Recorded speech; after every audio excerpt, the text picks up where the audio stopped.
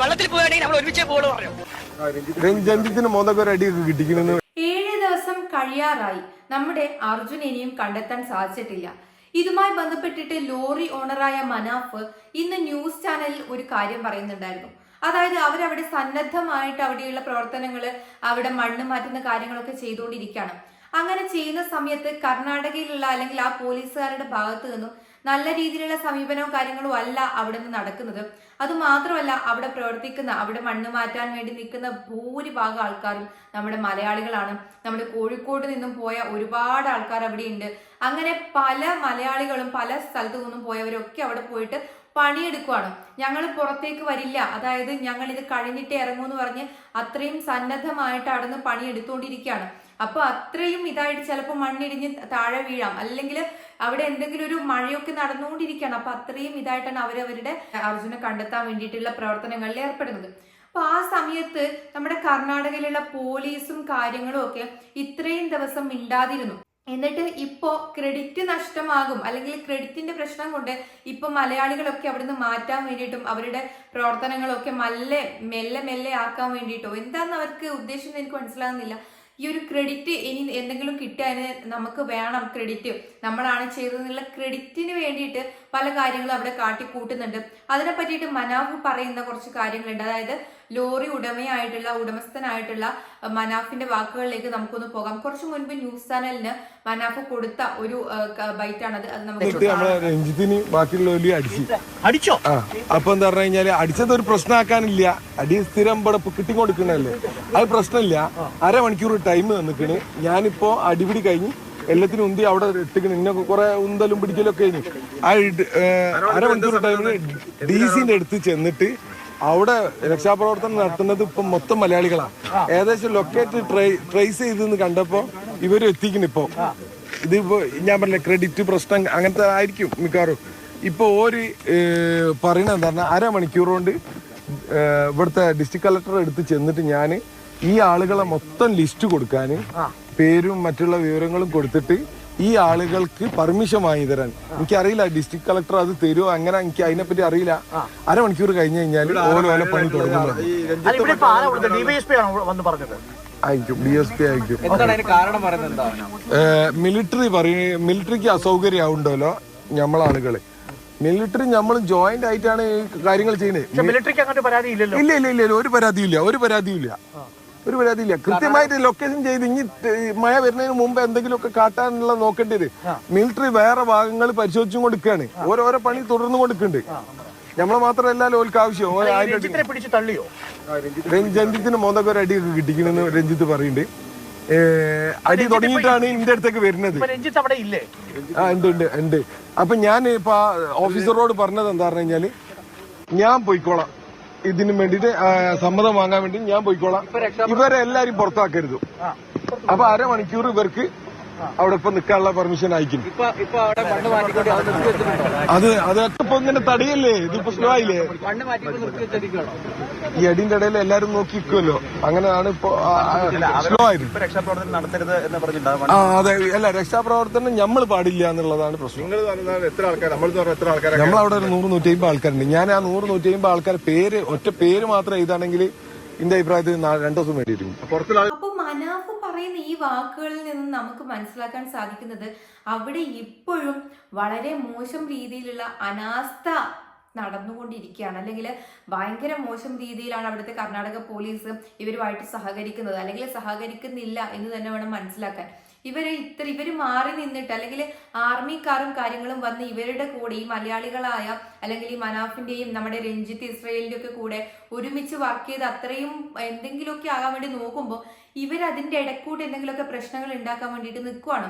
അപ്പോൾ വ്യക്തമായിട്ട് വേറൊരു കാര്യം പറയുന്നുണ്ട്, ഇവരെയൊക്കെ ഉന്തവും തള്ളവും അടിക്കുകയൊക്കെ ചെയ്യുന്നുണ്ട് എന്ന്. കാരണം അവിടെയൊന്നും ക്യാമറ ഇല്ലല്ലോ, അതിനുള്ളിലേക്ക് ക്യാമറയും കാര്യങ്ങളൊന്നും ഇല്ലാത്തത് കൊണ്ട് തന്നെ ഇതാരും കാണില്ല.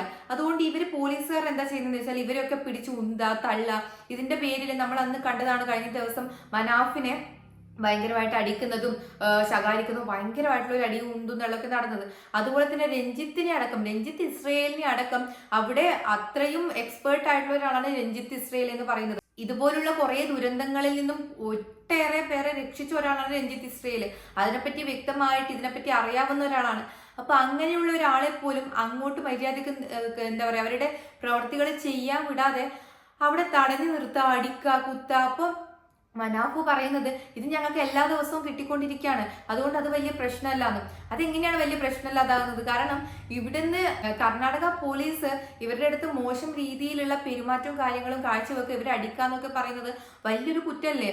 അപ്പോൾ അടിച്ചു എന്ന് തന്നെ ഓപ്പൺ ആയിട്ട് നമ്മുടെ മനാഫ് പറഞ്ഞിട്ടുണ്ട്.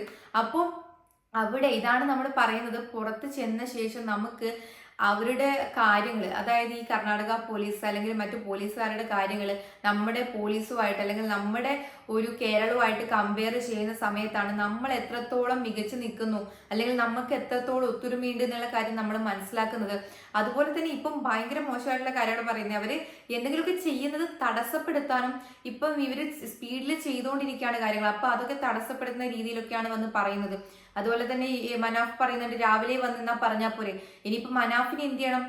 അവിടെ എല്ലാ മലയാളീസിനെ അവിടെ പണിയെടുക്കുന്ന ആൾക്കാരൊക്കെ ഹോൾഡ് ചെയ്ത് വെച്ചിട്ട് ഇനി ഡിസ്ട്രിക്ട് കളക്ടർ എടുത്തോ അങ്ങനെ സബ് കളക്ടർ എടുത്തോ ഒക്കെ പോയിട്ട് ഇവരുടെ ലിസ്റ്റൊക്കെ എഴുതി കൊടുത്ത് അവരുടെ ഒപ്പും കാര്യങ്ങളൊക്കെ അങ്ങനെ എന്തൊക്കെയോ ഇതിന്റെ പ്രോട്ടോകോള് കാര്യങ്ങൾ എന്നൊക്കെ പറഞ്ഞിട്ട് അല്ലെങ്കിൽ ഓരോ പ്രൊസീജിയേഴ്സ് എന്ന് പറഞ്ഞിട്ട് ഇപ്പൊ വന്നിട്ട് ഇതിന്റെ നടുക്കേക്ക് ഇതാക്കണം. അല്ലെങ്കിൽ ഇത് തുടങ്ങുന്ന സമയത്ത് തന്നെ അല്ലെങ്കിൽ അവിടെ നിൽക്കുന്ന എല്ലാവരുടെയും പേരും കാര്യങ്ങളും ഒക്കെ വേറൊരാളെ നിയമിക്കുക. അല്ലാതെ ഇവരെല്ലാരെയും അവിടെ തടസ്സപ്പെടുത്തിക്കൊണ്ട് ഇങ്ങനെ ചെയ്യാന്ന് പറയുന്നത് വളരെ മോശമായിട്ടുള്ളൊരു കാര്യമാണ്. എന്തായാലും നമുക്കറിയില്ല അവിടെ ശരിക്കും ഇതിനപ്പുറം ഉള്ളിലേക്ക് എന്താണ് സംഭവിക്കുന്നതെന്ന്. ഇപ്പം മീഡിയാസൊക്കെ പുറത്ത് നിന്നിട്ട് ഇവര് പറയുന്ന കാര്യങ്ങൾ ഷൂട്ട് ചെയ്യുന്നു, കൊണ്ടുവിടുന്നു ഒക്കെ ഉള്ളൂ. പക്ഷെ ഈ പോലീസുകാര് അവിടെ ഇപ്പം കുത്തുന്നു, മാതുന്നു അല്ലെങ്കിൽ അടിക്കുന്നു എന്നൊക്കെ പറയുന്നുണ്ട്. ഇവരെ ഭയങ്കരമായിട്ട് മർദ്ദിക്കുന്നൊക്കെ ഉണ്ടാവും അകത്തുനിന്ന്.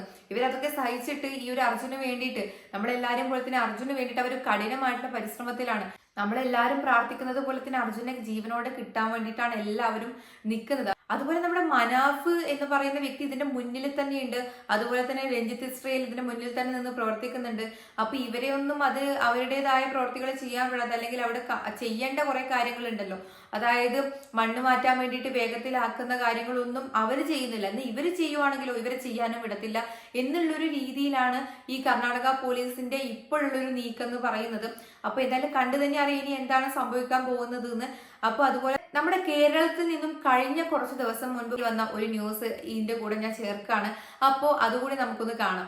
പാലക്കാട് ചിറ്റൂർ പുഴയുടെ നടുവിൽ 4 പേർ കുടുങ്ങി കുളിക്കാനിറങ്ങിയവരാണ് പുഴയിൽപ്പെട്ടത്. എങ്ങനെയായിരിക്കും ഈ ഒരു രക്ഷാപ്രവർത്തനം നടത്താൻ കഴിയുക? കാരണം ആ ചിത്രത്തിൽ നിന്ന് വ്യക്തമാണ് അവർ നടുക്കാണ് നിൽക്കുന്നത്. കുത്തിയൊലിച്ച് വെള്ളം എല്ലാ സൈഡിൽ നിന്നും വരുന്നുണ്ട്. ഇനിയിപ്പോൾ ജലനിരപ്പ് കൂടിയാൽ അത് കൂടുതൽ ആശങ്ക ഉണ്ടാക്കുന്ന ഒരു സാഹചര്യമാണ്. അപ്പൊ എങ്ങനെയാണ് ഇവരെ പുറത്തേക്ക് എത്തിക്കാൻ കഴിയുക? ചിറ്റൂർ ഫയർഫോഴ്സിന് അഭിമാനിക്കാവുന്ന ഒരു കാര്യം കൂടി, ഇദ്ദേഹമാണ് ലൈഫ് ജാക്കറ്റ് പോലും ഇടാതെ പുറത്തിറങ്ങിയത്. എന്ത് തോന്നി ആ സമയത്ത്? അല്ല, അത് ലൈഫ് ജാക്കറ്റ് ഇടാണ്ടിരുന്നത് നമ്മൾ നല്ല ഒഴുക്കുള്ള വെള്ളമായിരുന്നു. ഈ ഒഴുക്കുള്ള വെള്ളമായതുകൊണ്ട് നമ്മൾ ലൈഫ് ജാക്കറ്റ് ഇടുമ്പോൾ നമ്മൾ മേലെ ഫ്ലോട്ടിങ് ഇങ്ങനെ മാറി നടക്കുക. അപ്പൊ നമുക്ക് കൺട്രോൾ ചെയ്യാൻ പറ്റില്ല.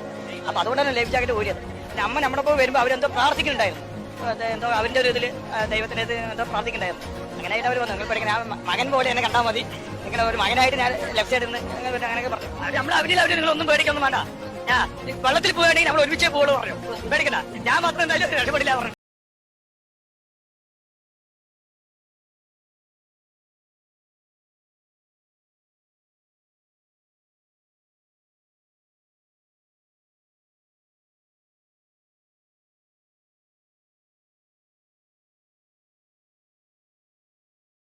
ഇത് ഈ വീഡിയോയിൽ കാണുന്ന കാര്യങ്ങൾ നടന്നത് കേരളത്തിലാണ്. കേരളത്തിലായതുകൊണ്ട് തന്നെ നമ്മുടെ ആൾക്കാർ അല്ലെങ്കിൽ റെസ്ക്യൂവിന് വേണ്ടിയിട്ട് ഇറങ്ങുന്ന ഫോഴ്സ് എന്ന് പറയുന്നത് ഭയങ്കരമായിട്ട് അവരുടെ ജീവൻ പോലും കളഞ്ഞിട്ടാണ് ഇവിടെ പ്രവർത്തിക്കുന്നത്. പക്ഷേ ഞാനിത് ഇവിടെ കൊടുക്കാനുള്ള ഒരു കാരണം എന്ന് പറഞ്ഞത് തൊട്ട് മുൻപായിട്ട് നമ്മുടെ അർജുന് വേണ്ടിയിട്ടുള്ള തിരച്ചിലുകൾ തുടരുമ്പോൾ അതും ഇതുമായിട്ട് നിങ്ങളൊന്ന് കമ്പയർ ചെയ്ത് നോക്കാം. ഇവിടെ ഞാൻ അല്ലെങ്കിൽ എൻ്റെ ജീവൻ പോയാലും നിങ്ങളെ രക്ഷിക്കും അല്ലെങ്കിൽ അങ്ങനെ പറഞ്ഞിട്ടാണ് നമ്മുടെ കേരളത്തിലുള്ള റെസ്ക്യൂ ഫോഴ്സ് അത്രയും ഇതായിട്ടാണ് നിൽക്കുന്നത്. പക്ഷെ അവിടെ എന്തെങ്കിലുമൊക്കെ അവരോ ചെയ്യുന്നില്ല. എന്നാൽ ഇവിടുന്ന് പോയിട്ടുള്ള ആൾക്കാർ ചെയ്യുന്ന സമയത്ത് അവരെ പോലും അതിന് സമ്മതിക്കാത്ത രീതിയിലുള്ള പ്രവർത്തികളാണ് കർണാടക പോലീസിന്റെ ഭാഗത്ത് നിന്നും ഇപ്പൊ വന്നുകൊണ്ടിരിക്കുന്നത്. എന്തായാലും നമുക്ക് കണ്ടറിയാം എന്താണ് സംഭവിക്കാൻ പോകുന്നത്. പെട്ടെന്ന് തന്നെ അർജുനെ കിട്ടാൻ വേണ്ടിയിട്ട് നമുക്ക് പ്രാർത്ഥിക്കാം.